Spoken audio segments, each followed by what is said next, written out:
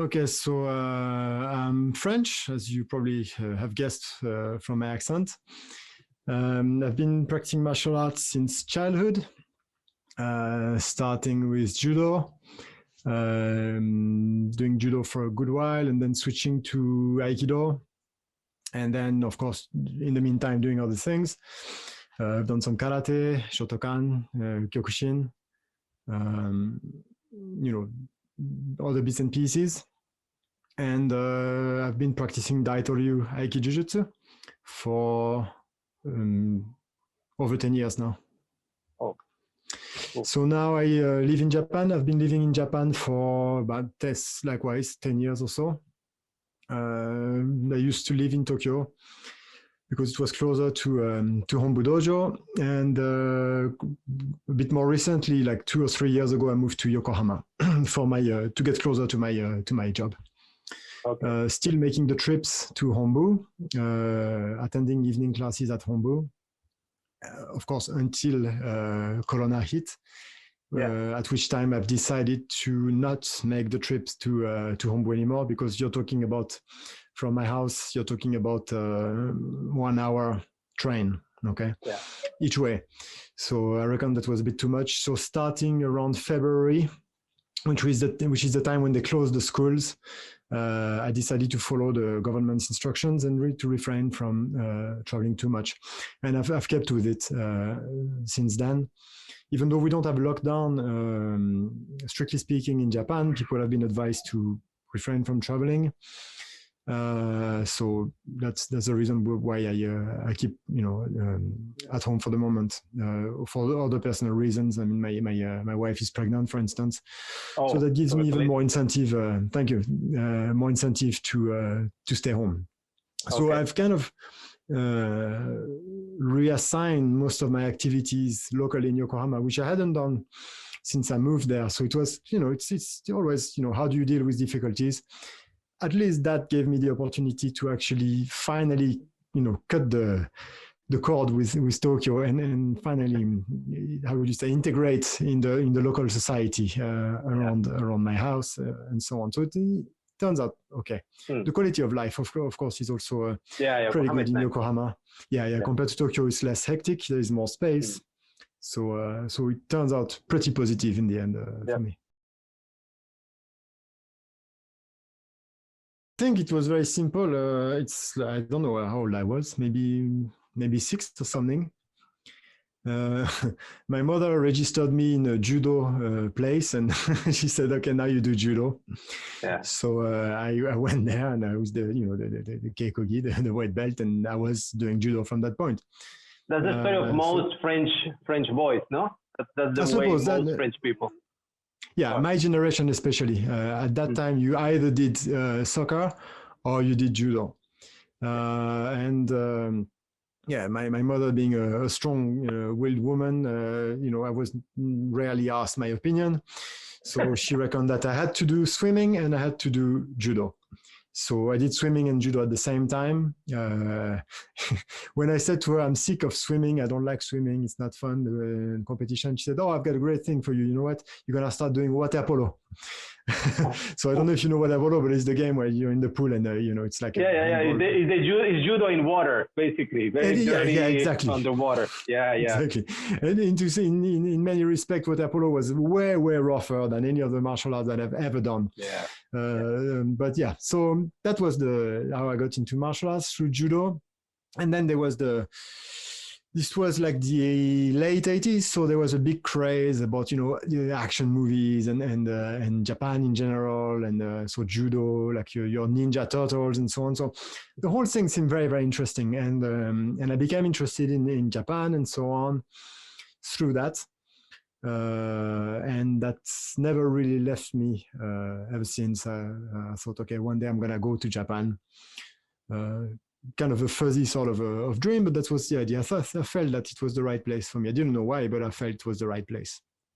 You moved to Japan because martial arts, Yeah, I mean, in part, but I think it was more like it was a whole package. I like the Japanese culture. I mean, the little I knew about it, I really wanted to see for myself. So I had been hoping to go for a long, long time. Turns out that I finally made it there. I was, I mean, relatively speaking, quite old, like I was 27, because I reckon that to make it, because again, I didn't plan to just travel there. I felt that I wanted to settle there for a while. Having done my studies in different countries, I knew that to really understand a culture and to know a country, you had to live there. Traveling, it was not enough. So I guess I did what was necessary to ensure that I had some proper credentials, qualifications professionally, so that I could find a job and live in decent conditions. So in that sense, I was very inspired by people like André Noquet or Christian Tissier.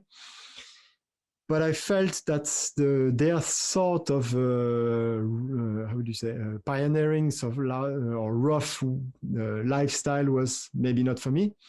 So I finished my studies, I finished my PhD, and then I made it to Japan. And indeed, it turned out for the best for me, because I very quickly found a good job and I had no problem, making a living, and as well having enough time for training. And I trained lots and lots and lots in the first few years, definitely. Okay, nice.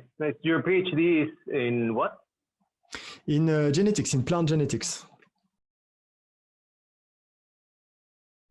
So my professional life, I gave up research because I reckon that it was too time consuming in order to satisfy my training requirements.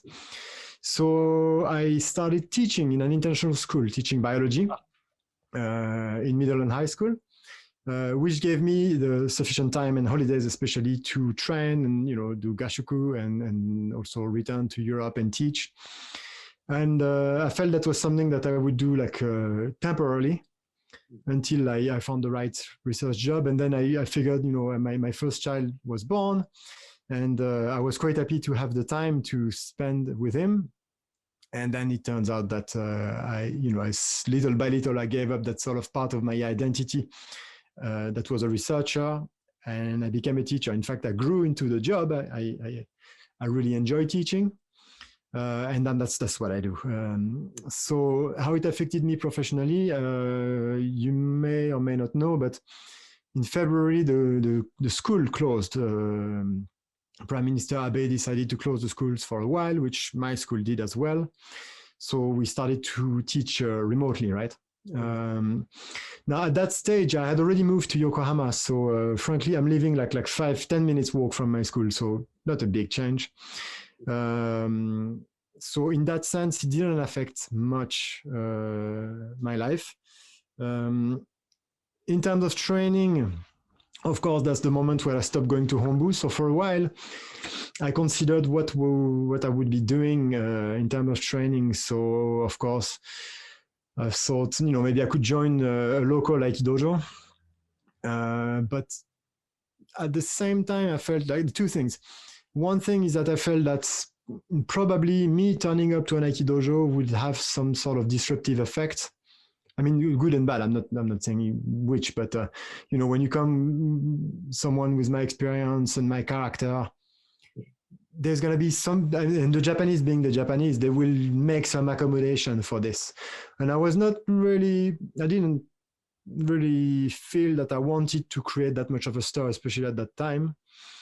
So that's one side.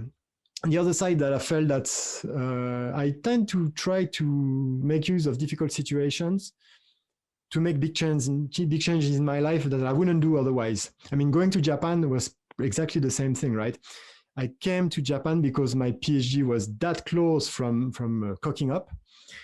And I was left with a PhD with an embargo on my thesis because of intellectual property thing. We had a patent going and so on.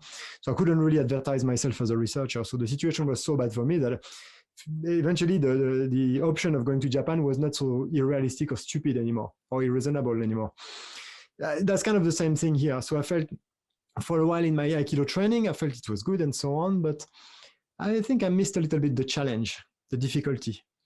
And I figured, okay, why not actually registering to a place that is not Aikido?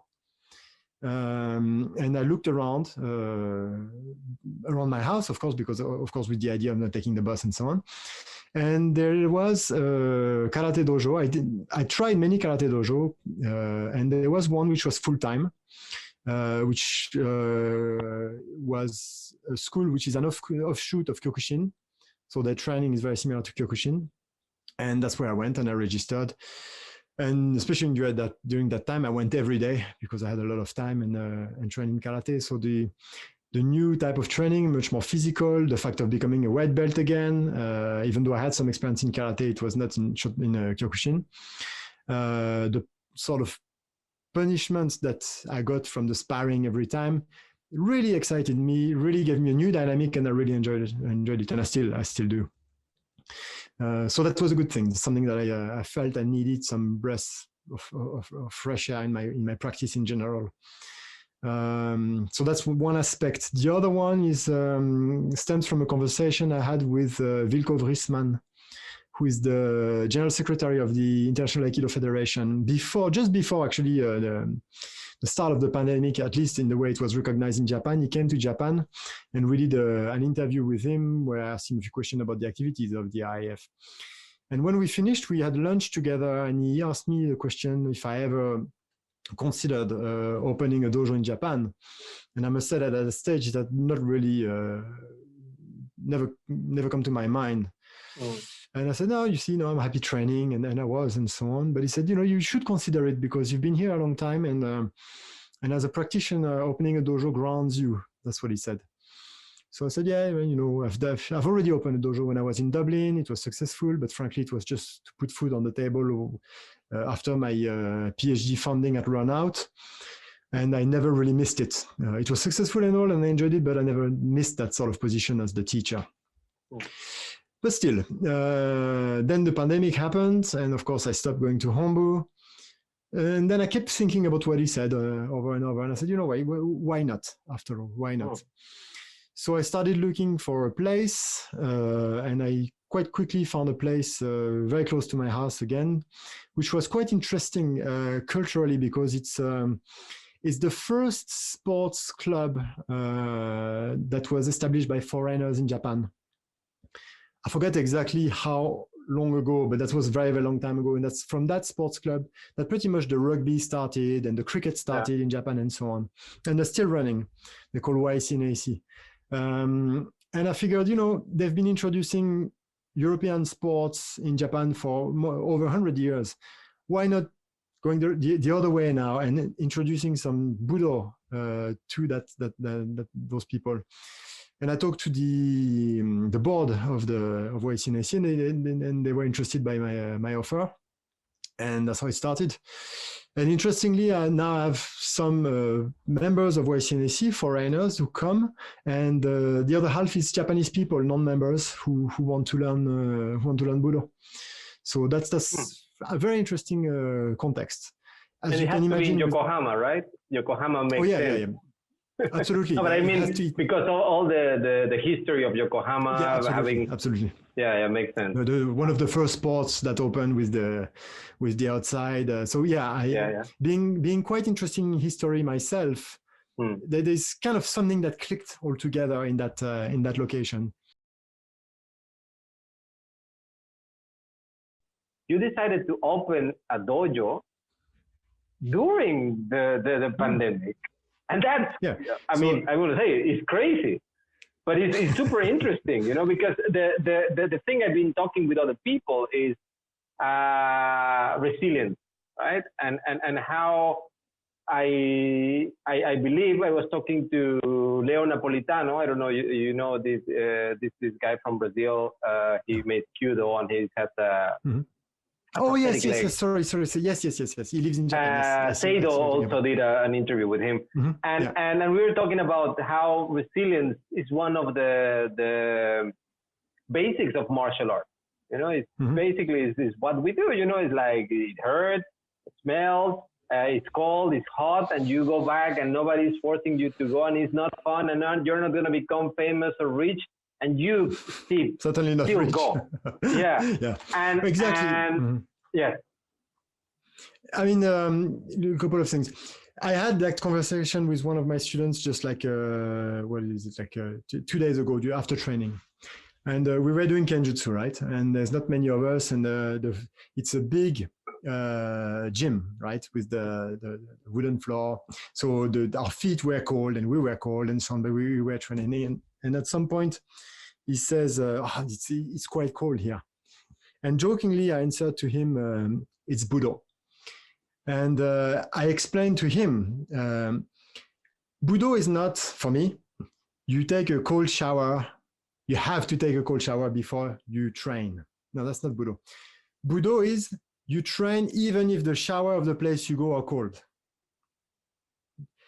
You don't cut the air conditioning because this is Budo. No, but if the air conditioning breaks down, it's not a reason to stop. So that's the way I look at it. So in this case, yes, the room is cold. The mats are not great, okay? But they do the job. And if we don't train in those conditions, then we never train. So this is the shugyo. This is the idea, the mentality. I'm not one for having punishing trainings for the sake of it. But Budo is in you, it's part of you, and in many ways, it's a responsibility that you then carry, because Budo is not going to transmit itself by itself. You're going to be part of that chain of people, and you do it whatever happens. If you look at the old, well, in Koryu especially, but any sort of old dojo, or even the great sensei that we know today, that I've talked to a number of them, they all tell you when they started, it was like they were 2, 3, okay? Kobayashi Yasuo sensei, when I interviewed him, he said, well, at the beginning, it was just me and my son. Yeah, absolutely. He didn't become that great sensei with so many students and good Aikido just like that by magic. They all work on it. So, of course, we tend to forget that when we see them and we see the 200 people in seminars. Yeah. But this is our job to go through the hardships, if hardships there are. And I'd argue at the moment, yes, it's not ideal, but compared to the situation that those guys went through after the war and so on, that's nothing. So that resilience is the very least we can do, yes. It's a question of mind, of mentality. They will find a way to train. Whatever happens, you find a way to train. If you can find a way to train in a way which is consistent with whatever philosophy, spirit, or technically with what you do usually, that's wonderful. But at the end of the day, you're moving. What I do worry about is that because of all the remote work that happens, and especially for students, but for the you see the same problems in adults as well, is that those people are now, especially students, not only do they have to study for their SAT, for their IB, AP, whatever that is, and do everything that needs to be done with the uncertainty of God knows, whether they're going to get their exams or not. But on top of that, their life, which used to be regulated by the alarm clock and then by the school bell, ding dong, this is all gone. And now it's on their shoulder to deal with it. So in other words, on top of organizational skills in terms of studentship, now they've got to deal with their whole life organization. And I think it's a tall order, because you can see adults as well are completely disoriented with this. And to get back to your question, certainly continuing a training regime and an activity is super important. And that was one of the incentives for me to find something to do in spite of not going to Hombu was actually that. It was a very personal thing. I felt I need to keep doing something. At the beginning, in fact, when I was looking around for dojos, what I did, I went running one day. Next day, I was doing push-ups and crunch at home, and next day running again, just to keep going. Because otherwise, it affects everything. It affects your sleep, it affects your metabolism, it affects everything. Now, I do not really believe that Budo intrinsically teach that. I think that as a Budoka, you should be gearing towards this. And I also think that Aikido is such a complete art, and a lot of Koryu would be the same, that it's it's large enough in terms of curriculum and type of thing you can do so that you can actually put the emphasis on different things according to the conditions. Again, I mean, there is the corona, so social distancing. Then, okay, you do solo work, you do weapons. A lot of people are doing that, and that's great. There's no tatami. Well, you do same thing. You do weapons and so on. So you, in a way, it has in itself a very large panel of techniques that you can explore in different ways, and that's the beauty of Aikido. That's indeed, this is what I like in Aikido. Would you be able to do that in karate? Yeah, I mean, it depends which style of karate you do, but in fact, if you remove the sparring from your average Kyokushin karate dojo, it's probably a substantial change. But then that may allow you to focus on other things. Active on social media in the sense that I'm not engaged in it because I haven't found a way to do it, and maybe that's from me, I don't know, or both, but I haven't found a way to use it as a tool of conversation. Often the exchange end up, in the best case scenario, you can agree to disagree with someone, but it's not all, you're not always so lucky. So I'm using internet, I'm using social media, I drop my stuff, I propose what I've done, and just to make it available. That's it. I do not engage in discussions, extremely rarely. If I do, this is going to be on my own platform, so maybe below one of my YouTube videos, but even that, quite rarely. And I'm happy to engage in a discussion when people come to see me, okay? Or in your case, when you make direct contact with me, because we have a one-to-one discussion. I know who I'm talking to. We've got visual cues, vocal cues that help us to communicate better, which is, I think, is partly the medium, which is problematic in written conversations. Even if you try to add smileys and so on to mediate the feelings behind what you're saying, it's not the same. There's studies after studies that have been made to show that. So by the sheer format of the conversation, it is not a very efficient vector for communication.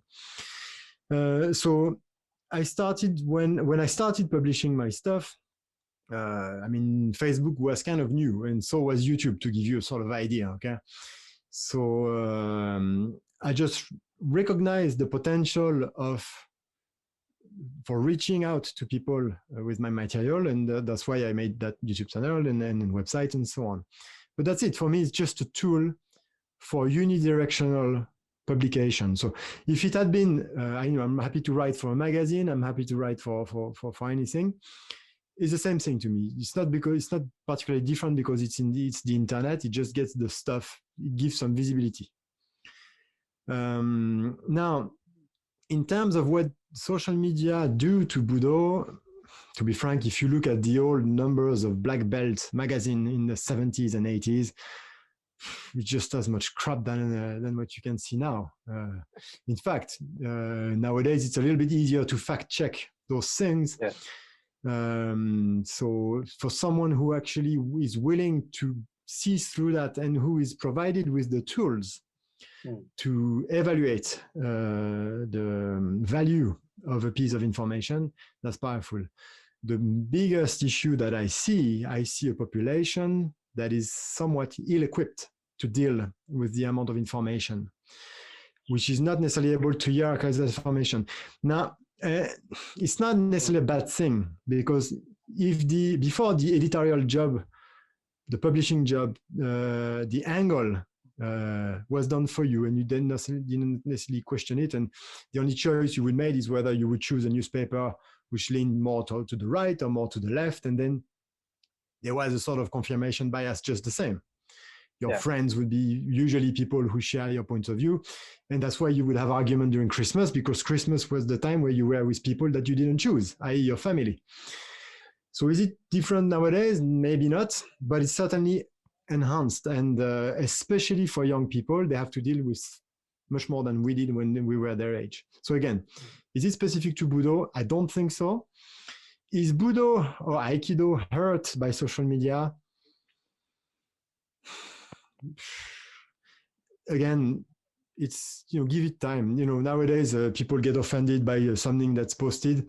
In 6 months, nobody remembers what it was. Even the stuff which is the most outrageous, and I do find stuff which is demonstrably false that is said about Aikido, about whatever. But frankly, you have to get a sense of proportion. So I'm mostly fine with it. If it starts hurting people, then that's problematic.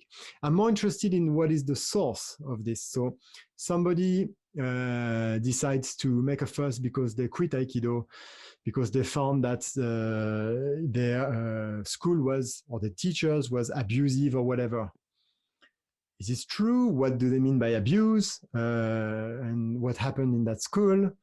Yeah. Those are more important questions. Whether that person voices their outrage, concern, or their hurt within their group of friends on social media, I think we are missing the point here. But what is the cause of this distress which this person felt? And I've seen that in many occasions. Why do people take to social media when they start martial arts to talk about the distress that they feel? I mean, I thought martial art, and especially Aikido, was supposed to make you feel better. And it's certainly what it did to me. So my question is, what is it that is being done in those schools? And I don't believe they're the majority, but they are so visible because of social media. So in a sense, it's a good thing, because they would be underrepresented. Otherwise, we would completely ignore it. Now we cannot ignore it. So the question is, what happened in those schools? What is being taught? And why are some people getting hurt? I do not believe it's all has to do with the snowflake syndrome. I do not believe that new generations are snowflakes. It's a lazy explanation. And to be frank, if you were 15, 16, 17, or even 20, and you had to deal with global warming, social media, political unrest, what happened in America, what happens in France at the moment, I'd be a bloody snowflake as well. So that is not, we're missing the point. The question is what is being taught.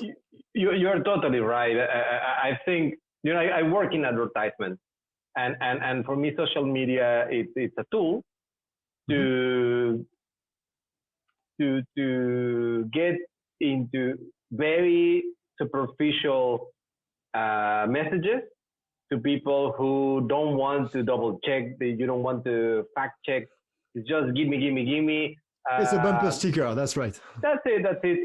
Instant gratification, which is it's something that we use even as a positive thing, And in advertising, it's something good. Instant gratification. And what I like to do is actually that's the total opposite of Budo.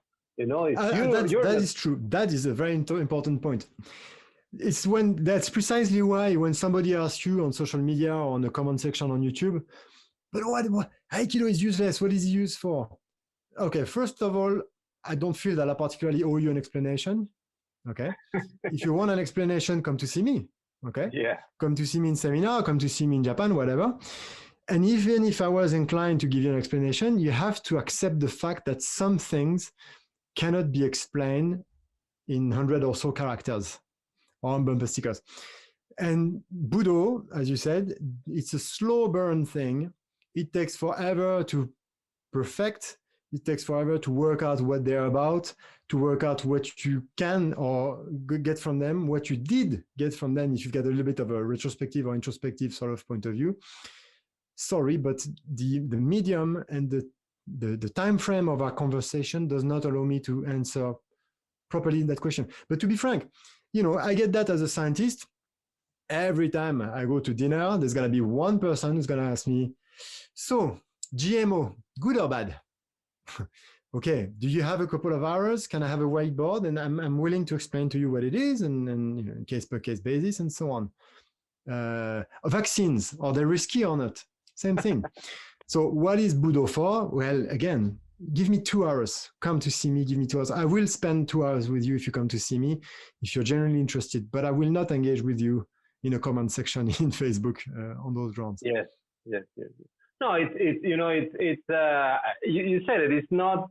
This is not exclusive of Budo and our martial arts. Everything is affected affected by influence by social media. Now we do, especially this year, because we've been in front of the computer, or now we spend more time glued into this, and it's changing. You know, it's changing so fast that probably, like, let's say martial arts are not keeping up with this. But they don't have to. That's the question, isn't it?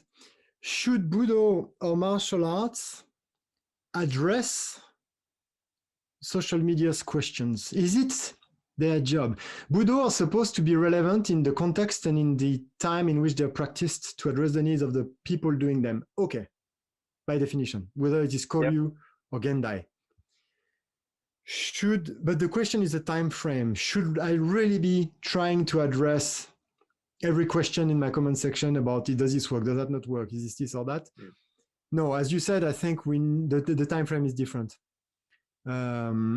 Certainly listen to the feedback, but you have to learn also to filter out the nonsensical feedback. But Budo is conservative by nature. It changes, this undeniable. Even the most conservative of Koryu are changing. I mean, Alex has demonstrated that book after book, and other people with him. But again, the time frame is different. What is super hot today is going to be like, completely forgotten tomorrow. Budos are a bit beyond that. But in terms of the big question, the big picture, that's more important. Ueshiba's approach to conflicts. Of course, when you're in a very pacific environment, like Japan, where nothing is going to happen to you when you're in Japan, do you need to bother about the philosophical aspect of Ueshiba's message? Probably not, because you take for granted that peace and that happy life. Yeah. But if this is taken away from you, if there is insecurity, unrest, political uncertainty, maybe that message will become more relevant, and then we might start to appreciate it a bit more. It's cyclic. I mean, if Budo take a dive for the next 50 years and we lose people, on the grand scheme of things, that's nothing at all. Which is maybe is happening. You know, this is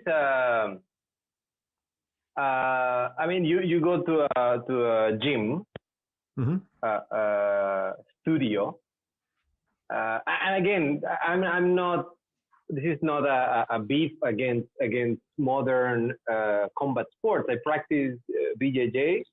It's a great workout. You learn to fight more real.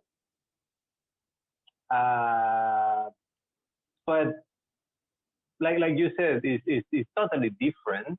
And I don't know, it's looking to the future, and I would like to move to there, because what you say is really interesting. With Joshin Project, we were talking about, for example, Ueshiba Sensei or the founder of Shorinji Kempo. They have very similar stories, right? And after the war, they were fighters. Like Ueshiba Sensei was a fighter, like he looked for fights and he enjoyed fighting. But then the war happened. And then post-war Japan happened, and that switch and changes the mentality of people, and then the philosophy that they were following totally changes, right? Both of them, and transforms the art and the man, and then the art. That takes me to this. I really believe, me personally, that what's happening now in the world, COVID in specific. Maybe it's an exaggeration, and I'm sure people who lived the war or have lived wars might be offended what I'm going to say. This is our war. COVID is kind of our war because it changed life. Of course, it's not remotely similar to war, but it's going to change things. Do you think COVID and what happened last year and is still happening around the world? Because I know so many people, sensei, owners of dojos, maybe not in Japan, but outside of Japan, people who having a dojo is almost impossible now, that they live for this. you think COVID might be this changing force in Budo? Not in Japan, maybe. Okay. I don't know. What do you think? I think COVID is going to kill professional Budo. That's what I think. It's not going to kill Budo, but it's going to kill professional Budo. But then again, does it have to be professional? You look into history, few teachers have ever been professionals. In Japan, it's very unusual. So is professionalism needed for Budo to continue and to be taught properly? I would argue no. Is Budo affecting, is COVID affected Budo in general? I don't really think so. But yes, if you were making a career teaching whatever martial arts physically, then like any other job which has to do with physical contact, yes. But that's one angle. So COVID for me doesn't seem that worrisome, at least in terms of Budo itself. It doesn't prevent research. It doesn't prevent working on your own. And it's a matter of time before we get back to the dojo. With the absolute certainty that if we don't change our way to the way we produce food and deal with livestock, especially, and deal with regions of high density of populations, this is going to happen again. This is a matter of when, not if. Ask anyone who lives through the first. The reason why it's called SARS-2 is precisely because there was SARS-1 before. And you were in Asia at the time. COVID is not so different, except that we were very lucky the first time. So that's an absolute certainty. And then you've got global warming and the political unrest. That worries a bit more. In terms of a society, that worries me. But if the question is specifically influence of COVID on Budo, I'm not worried. Influence of COVID on the life of a lot of people who do Budo, yes, and especially professionals. But I'm not happy about what happened, but to be frank, this is precisely what I have decided from the get-go, that I would never be relying on Budo for my sustenance. Budo is a huge part of my life, but my life can be, there can be growth without Budo. And to me, it's a question of balance. I don't put all my eggs in the same basket. So that's the best answer I think I can give you. Which is again, it's martial arts, right? If you don't have balance, you're not practicing properly. But that's probably the most difficult thing to have in martial arts, balance. Yeah, Elise Andur told me once, Elise told me the most important thing about my life should be my life, not Budo. And that stayed with me. I completely agree. And that non-professionalism, I do not have to make compromise. Look, if somebody is not behaving the way I want in the dojo, I can tell them the door is there. It's my job to try to make them progress over long term and so on. But if I see something which is really a deal breaker, okay, inappropriate behavior, okay, for instance, the door is here. If the person really, Aikido is clearly not the thing that they're looking for, I can tell them. If I was pro, I'd be worried because, of course, less people in my dojo, less income. Those are compromises that I don't want to have to make.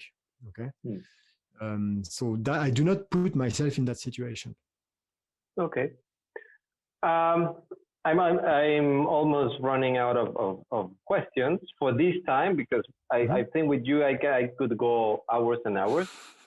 Which happens usually when you talk about martial arts with other martial artists. But now that you're talking about this, and I've seen your videos recently, you did this collaboration with Waku Sensei.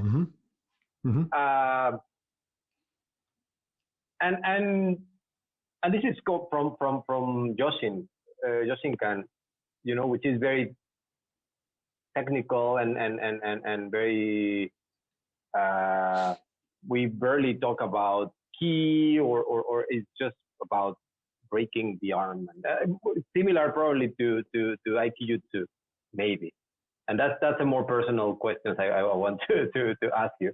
But I feel that recently, and probably it comes because of BJJ, there's an obsession with many martial artists about effectiveness, about the technical part, how effective karate can be, how effective Aikido can be.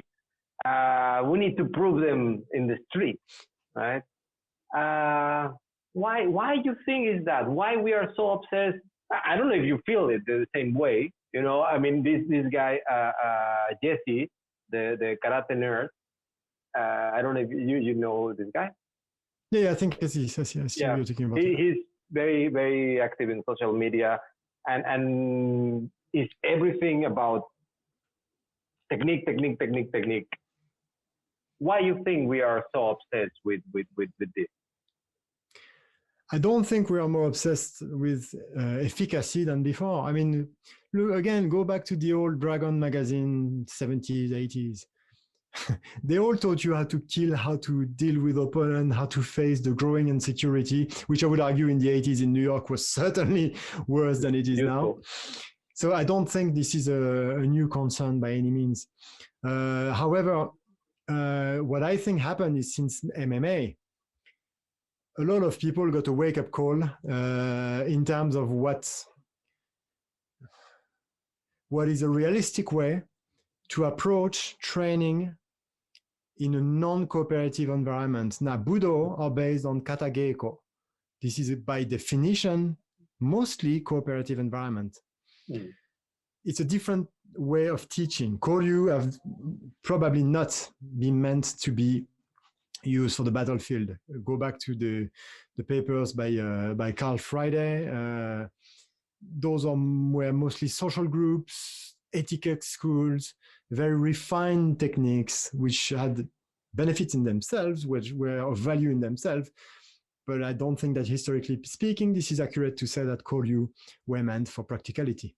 And then, of course, because Budo derived from Koryu with the sort of new age tree-hugging baggage that was associated with it, and the misunderstanding of what was Bushido, that it took an even further step from that. So the question is, how were those Budo marketed before? What were the claims that were made? And do these claims stand whatever testing conditions that you set up?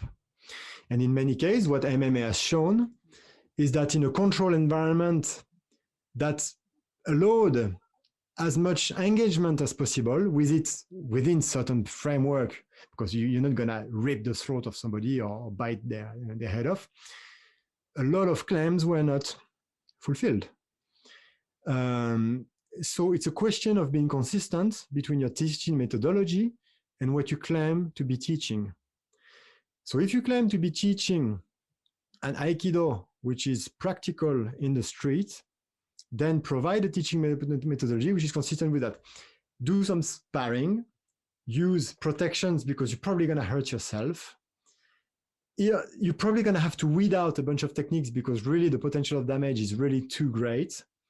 But it's a different environment, and it's an environment which 99% of Aikido school do not apply. So in other words, that's what I'm saying, that Aikido is not meant for application in the streets as is, because the training methodology is not consistent. Now, some schools do it. I know Lenny Sly seems to be putting a lot of emphasis on this. I haven't seen a lot of work from him, but he seems to be big on that, and he seems to be putting his attention on the right place for the purpose that is intending. This is not the purpose that I have for practice. I'm not saying that he's mistaken in wanting his Aikido to be efficient. This is not what I want to do. This is not how I teach. But as long as what he does, if it works, if it produces results, and it doesn't create a bunch of deluded people, I have nothing against this. Is Aikido the best thing to do, the most efficient? Probably not, because otherwise armed forces would be doing it. Now, armed forces, such as the French army, I know their method a bit better, they don't do Aikido, they do Krav Maga. Some of the training include sparring, MMA, grappling, and so on. And they've included those concepts in their daily training, and it seems to be working for them. Those guys are rational. They are not stupid. They do what seems to be working. And I'm talking about the French army especially because the French have a very, very analytical, systematic way of teaching. So it's not a fruit of hazard. And they change constantly. 20 years ago, their training methods were completely different. So that's the evidence I can propose. I'm not saying that nobody can teach practical Aikido. And in fact, some of the concepts which are developed in the way the body moves in Aikido or in Aikijujutsu are really efficient in terms of generating force, absorbing force, creating imbalance, preserving your integrity. But that's not a very efficient way in terms of time investment and return on that investment. Now, because you've mentioned the video with the karateka, Yusuke, it was an exchange, okay? It was certainly not a challenge. And I like to think that, I haven't read the comments on it, so I'm really shooting blind here, but I like to think that what came out of the video was a spirit of mutual respect and sharing. So within that spirit, I'm perfectly fine, doing exchange and so on. How that story started is very simple. The guy did a response video on one of my demonstrations. He took my demonstration and he made some comments on it. And somebody forwarded me the video and said, okay, that guy responding to your demonstration. So I did watch it. And he made some very legitimate comments. I thought it was very respectful and very good video that he did. And then we started talking, and he said to me, "Okay, why don't we meet? And you can show me something of Aiki, and especially Aikijujutsu, and especially I'm interested in knowing things that I could apply in my Shotokan sparring." So I said, "Why not?" And so we talked a bit through email. We'd never met, and we set up an appointment. And he said, "Oh, by the way, I'd like to do a bit of sparring as well." So I thought, sparring, okay. Should I do it? Should I not do it? I saw it as a kind of a lose-lose situation, right? If I say no, the Aikidoka refuses to spar, okay. If I say yes, then there's going to be something else. Keep in mind that I had no idea who I was going to meet, whether it would be by himself, whether there's going to be, people, and who I'm going to be sparring with. Is it a monster like this? You don't know. It's easy to comment after the fact. But when you say yes to that email, and when you don't know the place, the time, and who's going to be there, it's a little bit different. So I turn up here, find out on the spot that he's actually much smaller than me, and I'm starting to think, oh, I agree to spar. Okay, there's going to be some, okay, comment. But okay, I've said yes, so I've said yes. And the question is, how do you present Aikido? You can't, if you pretend to be communicating about Aikido, you can't really always set an environment which is favorable to you, which is making sure you're never going to lose and it's going to make you look good. Sometimes, this is again what I said about Budo, whether there is heating or not, or hot shower or not, sometimes you go and you do what you have to do. So that's what I did. I tried to show body mechanics. Obviously, he was much smaller than me, but he could have been bigger. Who knows? You don't know when you accept these kind of things. Yeah. And I know full well that, having sparred with people from the K1 who were my size and my weight, it's a completely different business. Don't think that I don't know how it feels. I have been beaten to a pulp on a regular basis by people like this in an environment that was non-Aikido. The question is, how do you represent, not to represent, excuse me, it's the bad way to put it. How do you present what you know in the fairest possible way, in the most consistent with the way it's been taught to you? So I didn't actually represent Aikido, I represent Aikijujutsu, because everything that I was showing on that day, it's not been taught to me necessarily by my Aikido teacher, but it's been taught to me by my Aikijujutsu teachers. And hopefully trying to show him stuff that he could use in sparring, which is why I didn't grab. I limited the number of atemis, and in that spirit of exchange. And so that's the story behind that video. But again, I haven't looked at it. You know what is interesting, and we go back to social media with all of this.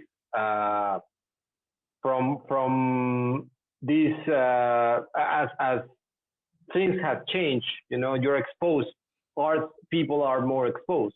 And if you have any sort of claim, well, now everyone is looking, and you can fact check so easily. I don't remember, someone else was talking about this, and that's one of the benefits of social media, maybe, you know, and these kind of exchanges, and I mean, I've seen his kind of commenting other videos, and he's quite respectful, you know, and he's a smart guy, reasonable, yeah. Mm-hmm. Yeah, for the sake of research, you know, and if you like martial arts, you like all martial arts. I mean, you're I mean, that's what I think. You're an idiot. I mean, look, if you just think that what you do is fine. Indeed, he's very open-minded.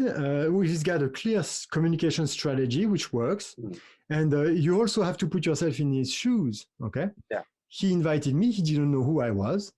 I mean, he probably knew that the difference of size wouldn't be in his favor. Yeah. He knew that it was being me and not somebody else. That takes a lot of courage as well, and you know, this is impressive in itself.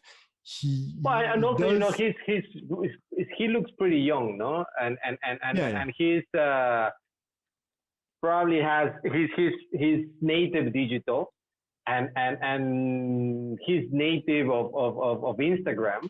Probably you and me, we had to learn, and still we are learning about not how to use it, but the profound, deep meaning that has for young people.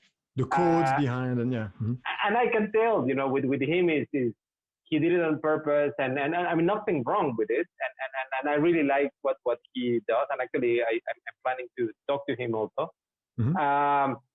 But yeah, we go back to probably one of the good things about social media, about this exposure of so many information.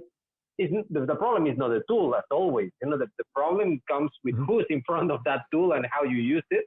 Of course. And that will pretty much, if it's a good thing or a bad thing, and that happened and has happened for forever. A book, you know, I love to say this story that the first printed book was the Bible, right?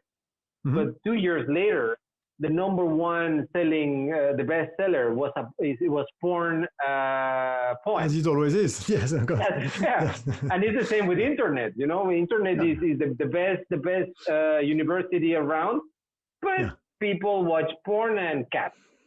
Exactly. At the end of the day, in terms of your, you know, what I believe is when I put out some information, it's accurate. I can be corrected, and I'm happy to correct, and I've corrected a number of things that I've written in the past when people have provided me with evidence. So I'm trying to be accurate and honest. As far as what people think of me, or people will think of me doing this or that project, to be frank, people who like me will find me all sort of excuses. People who don't like me, they will have decided before they play the video. And, you know, there is a say that somebody called Darren Brown said. He said, you will stop caring about what people think about you when you realize how seldom they do. And that's how I live my life. It's just like, you know, it is what it is, you know. Yeah. As long as, you know, what was important for me is my Dai audio teacher, he probably saw the video. Did I accurately represent the thing that he taught? Okay. Did I make claims that were not backed up by what I could deliver? Was I respectful of the person who was in front of me? All of this is important to me. The rest, whether, you know, Billy Bob understands what I'm doing on the internet. Yeah. No, you know, I'm talking to you all about this because, I mean, you are very active, and you keep bringing so much for so many people around the world. You know, like you are in the source, which again, that's another thing. People might, I don't know. I mean, with Yoshim Project, just this morning, someone was commenting like, "Oh, the katakana on the post is not right." Come on, man! It's Instagram, you know. It's like you're gonna check that, really? You know, it's that you're searching like this, and you stop and the right part of the katakana is not okay. You know, we're sharing an artist that did this beautiful illustration about Bernie Sanders. It's a funny thing. It's a joke, it's a meme, and you're gonna dissect and cause a big trouble because of a funny thing. You know, I don't know. It's not a snowflake, but now everyone is a judge. Everyone has an opinion, yeah. And it's tough. It's tough for people who like you. You want to share stuff. You don't have an agenda, right? And people who have an agenda that, like you said exactly, they're hiding behind a computer. I'm not going to show my face. I'm not going to show my real name, but I'm going to comment about everything. And I'm an expert on everything and nothing, you know, and that's the risk. That's the other side of social media, maybe. And that's the risk that people who produce content like you, it's going to happen. But if you don't care, then no problem. Yeah. And I mean, again, can you back up your claims? You know, as long as you explain why you're holding that set of beliefs about your practice and so on, and where it comes from, and you can explain it, that's fine. I mean, the thing you realize when you study Budo, different Budo in different schools, or you go to Koryu or whatever, at the beginning, you start to look for the one right way to do it. And quickly you figure out that, you know, one school will tell you hold your sword like this, the other like this. Okay, the point is, do you know why you're doing it yourself? Do you know why your school is doing it? But there is no absolute truth in any of that, the way you wear your hakama, the way you draw this or that. I'm not doing some, any relativism here. That's not what I'm doing, because, again, I can justify why I'm making such and such choice. And choice is the most important term here. If you do what you're told without questioning, it's not a choice. It's the by default stance. If you've studied as much as you could and you've contemplated the different ways to do Yoshinkan, Eto Iwama, Aikikai, Ki Aikido, which I have made some technical choice. Those are products of choice. There are things that I don't like to do, but I will sometimes force myself to do them just to make sure that I can still do them. Like last summer, or 2 years ago, is the last time I went to Europe to teach, I made a whole class doing a specific type of Aikido. And my students said, but you keep saying that, we should not do that and so on. And why suddenly you're teaching that? And I said, because precisely, I don't want you to do what I'm showing you because you don't know anything else, but I want you to know everything there is to know about Aikido and then to make a choice. Not that your practice is a product of ignorance. And that's how you grow. Now, when you are dealing with people who are not actually taking the trouble of explaining you the rationale for holding a set of belief or providing evidence to back up their claims, then I go with the Hitchens razor, which is that which is postulated in absence of evidence should be dismissed in absence of evidence. If you're looking for certainty and if you're looking for absolute answers, I'm afraid Budo is not the right place. Yeah, definitely. Okay, thank you very much. Take care, and I hope we can talk again very soon. Sure, anytime. Thank you very much. It was a pleasure. Bye. Bye.